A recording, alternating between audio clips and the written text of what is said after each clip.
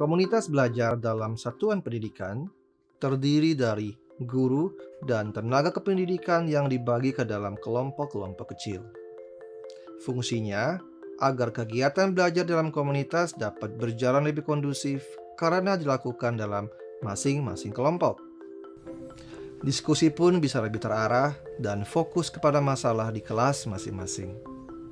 Lalu, bagaimana caranya mengelola kelompok belajar ini? Ada 3 hal penting terkait pengelolaan komunitas belajar dalam sekolah yang perlu kita perhatikan. 1. Pembagian kelompok belajar. Bagaimana membagi guru ke dalam kelompok atau kelompok belajar? 2. Tentang waktu. Kapan pertemuan rutin komunitas dilakukan? 3. Koordinasi. Siapa yang akan mengkoordinir setiap kelompok belajar?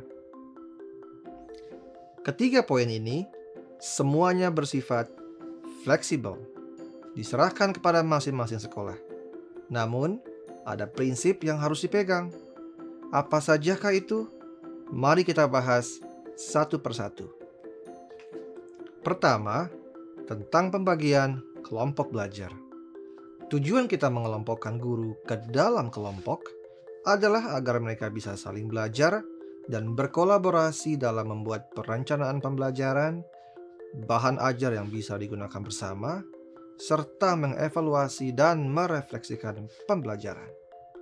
Mereka juga bisa mendiskusikan berbagai masalah yang dihadapi dalam kelasnya. Maka, sebisa mungkin, kelompok belajar terdiri dari guru-guru yang memiliki relevansi yang mirip, agar proses belajar dan kolaborasi lebih kondusif.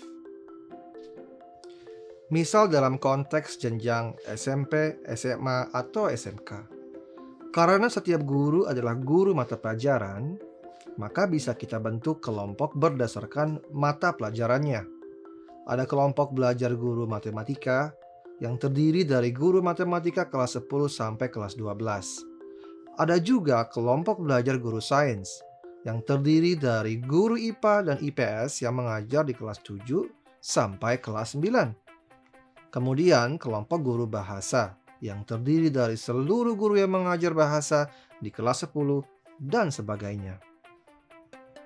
Untuk konteks jenjang SD bisa berbeda lagi. Jika satu tingkat memiliki rombel yang banyak, maka bisa saja ada kelompok belajar kelas 1, kelas 2, dan seterusnya.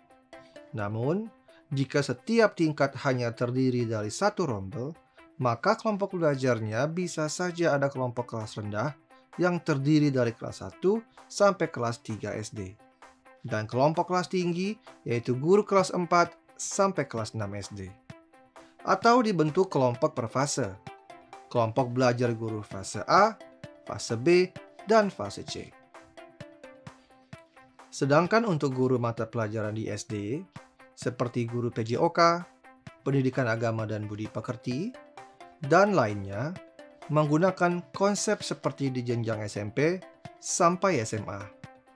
Jikapun misal hanya ada satu guru PJOK di sekolah, maka bisa bergabung dengan kelompok belajar guru kelas. Untuk jenjang PAUD, bisa saja dibagi ke dalam kelompok belajar TKA dan TKB. Jadi, prinsip yang dipegang adalah relevansi. Sedangkan bagaimana pembagian kelompok belajar sifatnya fleksibel, sesuai kondisi satuan pendidikan. Kedua, tentang waktu. Kita sudah sepakat ya, kalau belajar itu merupakan bagian dari pekerjaan profesi guru. Nah, kalau begitu, jam guru belajar dalam komunitas juga sebaiknya dimasukkan ke dalam jam kerja, bukan pekerjaan tambahan di luar jam kerja. Dengan begitu, kita bisa menjaga konsistensi diadakannya pertemuan secara rutin. Jika dilakukan di luar jam sekolah, tentunya para guru memiliki keperluan pribadi yang lain. Misalnya ada yang harus jemput anaknya, memasak di rumah, berkegiatan di tempat lain, dan keperluan pribadi lainnya. Dan itu adalah hak mereka, karena sudah di luar jam kerja. Maka itu, Kepala Satuan Pendidikan dan tim kecil perlu mengalokasikan waktu minimal 1 jam dalam jam kerja setiap minggunya untuk guru-guru belajar dalam komunitas. Jadi, sebisa mungkin diatur sebagai sebuah sistem. Misal, ada yang kegiatan komunitasnya dilakukan setiap Senin jam 2 sampai jam 3. Ada juga yang dilakukan setiap Jumat jam 7.30 sampai jam 8.30. Ini sifatnya fleksibel, diserahkan kepada masing-masing satuan pendidikan. Jadi, prinsipnya adalah waktu belajar menjadi bagian dari pekerjaan guru. Yang fleksibel kemudian adalah kapan harinya dan durasi pertemuan. Jika memungkinkan, ibu dan bapak bisa memulainya dari 1 minggu sekali terlebih dahulu. Saat awal membangun komunitas belajar, sebaiknya tim kecil menentukan terlebih dahulu waktu pertemuan dan pembagian kelompok belajar yang paling tepat dengan konteks satuan pendidikannya. Tujuannya agar proses belajar guru menjadi lebih efektif. Baru kemudian disampaikan kepada para guru setelah menyepakati komitmen. Lalu yang ketiga adalah tentang koordinator kelompok belajar. Perlu ada nih koordinator di masing-masing kelompok belajar.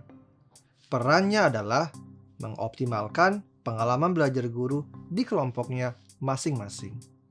Di antaranya, memastikan guru dapat belajar dengan aman dan nyaman, memastikan agenda pembahasan dalam kelompok relevan dan bermanfaat bagi semua guru, dan mengekskalasi masalah yang dihadapi guru kepada tim kecil untuk mendapatkan solusi.